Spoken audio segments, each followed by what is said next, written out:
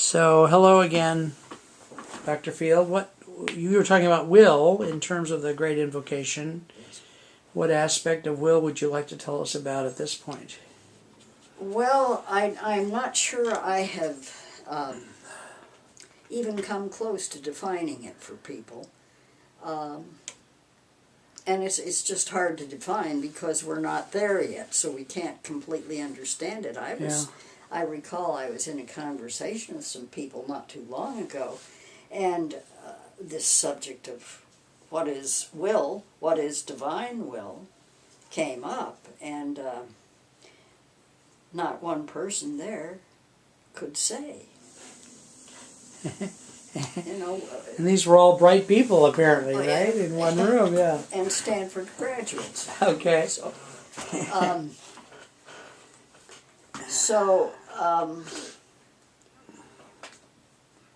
The question is, what is this? It is fixed determination, just as a stream has determination as it goes down the side of a mountain. It wants to Seek a certain level and a certain way of going down the mountain. Right. So it creates a stream bed. Right. And eventually it rolls over the rocks and wears the rocks out. Which is pretty surprising. Yeah. Yeah. Especially when they're granite or... Yes, nonetheless, the water over time can do that. Yeah. Right. So, anyway, the Jwal Khul, the master Jwal Khul, Okay. calls the center where the will of God is known is called Shambhala. Oh, really? Yeah. See, could you say that again, please? DK calls the center where the will of God comes from as Shambhala. Okay, now is this supposedly a real place in the universe, or is it entirely Mark, spiritual? I tell you, yes, it is. And there is a place, and my sense is that it hovers over a place on the Gobi Desert. Here, a place on Earth, not just a place in the universe. Yeah, and This is exciting news. I didn't know this. It's more than just this one location. Okay. But the Mongolians have sensed for centuries that this area is very special, and they have built Tibetan-type temples. The Tibetan belief system is very, very close to the Mongolians, apparently. Okay. And so they have built temples there, and I have seen pictures of these temples that are actually on the earth, the surface of the earth.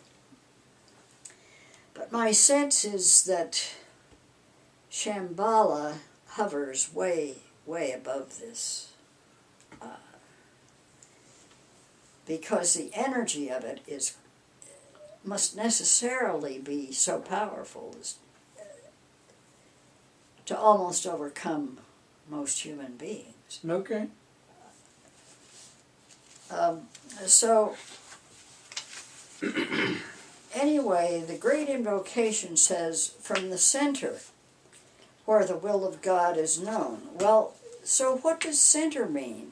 Center is from DK's perspective, is a whirlpool of force. It's energy. It implies living an altruistic life and living that way, living with kindness and compassion. It means developing an outlook and that's refined and sensitive to other people. And I think we're beginning to see this in people. Mm-hmm. Mother Teresa comes to mind. Oh, yeah, In my definitely. mind, Gandhi. She saw a great need and she did something Yeah. about it. Well, Yeah. you look also at Wangari Maathai. Wangari Maathai was an, I think, Nigerian woman, and she won the Nobel Peace Prize. You know why? She planted over 1 million trees in Africa. Wow. Africa needed trees, and she knew it did. Wow. And I've seen pictures of Wangari Maathai. She died a couple of years ago, and one of the most loving faces I've ever seen on any human. Wow. Just absolutely. Yeah. The And- love was just flowing out of her in like mountains of it. Yeah. Just in a picture you could see Wow. it. Just lovely. Wow, that's amazing. Yeah. So,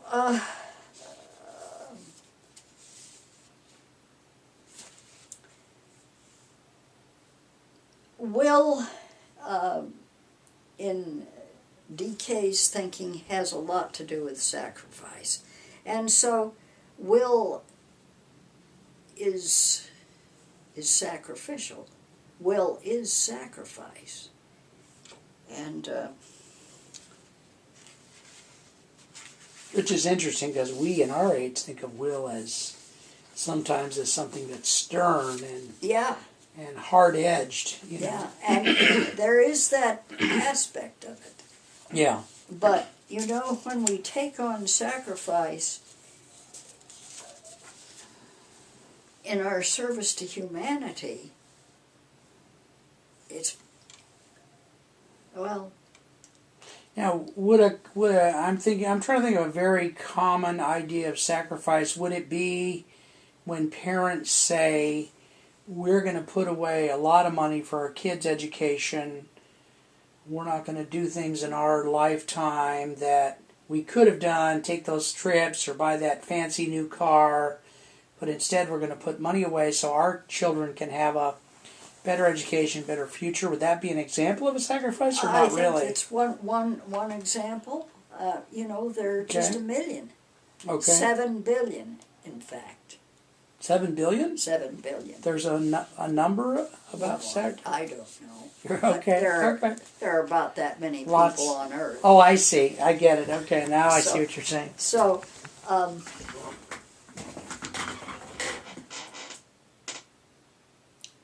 it's something that you can't help doing. It's not, it doesn't become anything that's terribly painful.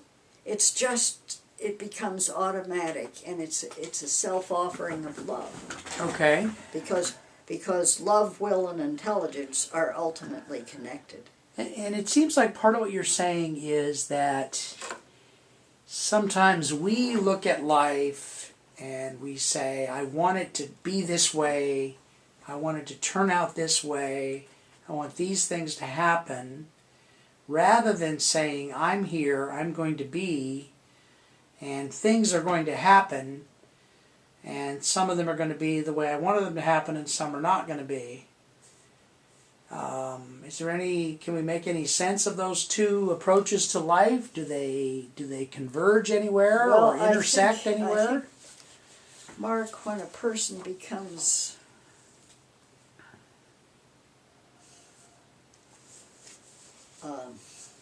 Determined to get their own way, or what? Are you saying? Is that what you're saying? Oh yes, yeah. Okay, good. So we're going to stop for a minute, and I'll be back.